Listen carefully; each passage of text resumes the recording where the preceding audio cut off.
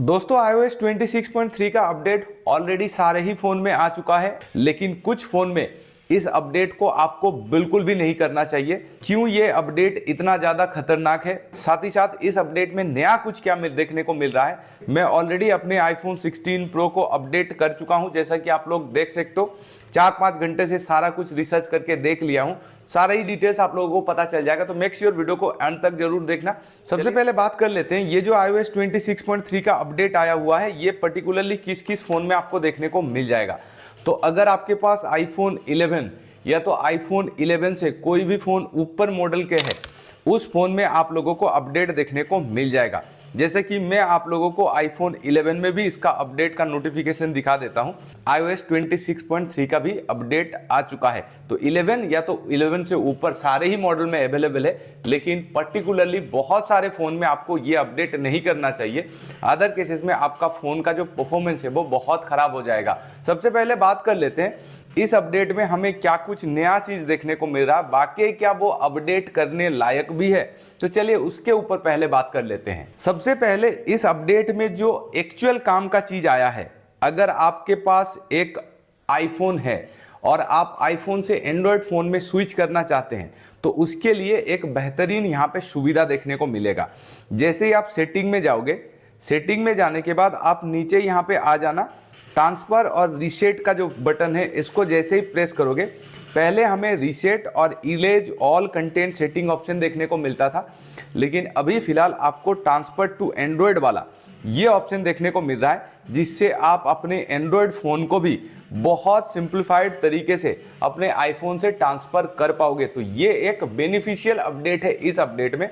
बाकी और भी कुछ छोटे छोटे चेंजेस है, चलिए उसके बारे में भी बात करते हैं। सेटिंग में चलेंगे और अगर हम लोग वॉलपेपर सेक्शन में आ जाएंगे, तो यहाँ पे आप लोग वॉलपेपर सेक्शन में देख सकते हो, पहले जो वॉलपेपर आपको एक साथ दिखता था, जैसे कि यहाँ पे आप लोग नीचे आ जाओ, वेदर और एस्ट्रोनॉमी, ये दोनों डिवाइड हो चुका है। और इसी चीज में बहुत सारे यूट्यूबर हल्ला कर रहा है कि वॉलपेपर सेगमेंट को डिवाइड कर दिया है। वॉलपेपर वेदर और एस्ट्रोनॉमी एक साथ हो या अलग अलग दिखे, इससे मुझे तो कुछ फर्क नहीं पड़ता है, या तो आपको भी शायद कुछ फर्क नहीं पड़ेगा। क्या मतलब है इस चीज का?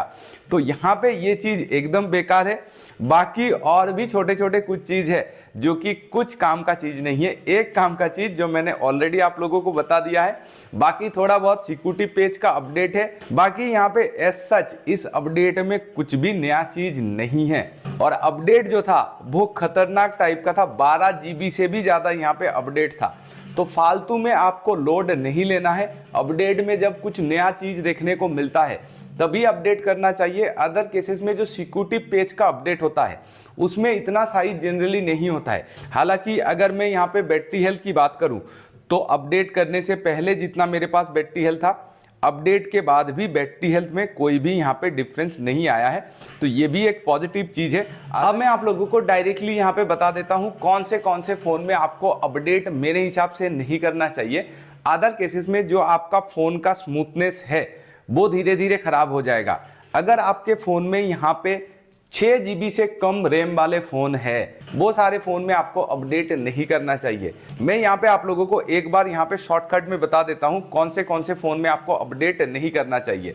जैसे कि आप लोग यहाँ पे देखो, iPhone 11 से ही आपको अपडेट देखने को मिलेगा। 11 में आपको 4 GB का रैम मिलता है, 12 में भी 4 GB का, 13 में भी 4 GB का, और जब से यहाँ पे 14 सीरीज आया है तब से हमें 6 GB का रैम देखने को मिलता है। तो मेरे हिसाब से अगर आपका रैम 6 GB से कम है तब आप अपडेट ना ही करो तो बेहतर है। और ये चीज़ मैं इसलिए भी कह रहा हूँ कि अगर आपके फ़ोन में रैम कम रहेगा तो उस केस में बहुत बार अपडेट होने के बाद फ़ोन में ग्रीन लाइन इशू भी आ सकता है, या तो डिफरेंट प्रॉब्लम भी आ सकता है। बाकी इस अपडेट में फ़ोन को कुछ दिन चला लेते हैं और देखते हैं कि कुछ बग्स वगैरह आता है कि नहीं। उसके रिगार्डिंग भी एक डिटेल्स वीडियो आ जाएगा। तो मेक श्योर आप लोग चैनल को सब्सक्राइब करके रखो